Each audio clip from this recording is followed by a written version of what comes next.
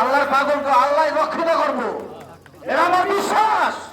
আমার গাঁও শরীফ বলছে বাবা, সারা বিশ্বের ভিতরে 20 কোটি মানুষ হলে 14 কোটি মানুষ হলে নাম না আহলে বায়াত গ্রহণে, ওদেরকে গমের মতো টুকা টুকাইয়া খাবো কবুতরে, এই সময় ওরা পাবো না।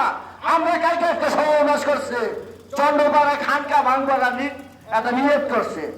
আমরা বললাম 800 বাস কাটছি, 800 বাসে 24,000 নারীর বুক, একটা নারীর উপযুক্ত করা হয় নাই। ওরা পলাইয়া বলছে আমরা মাজার ভাঙা পক্ষে নাই।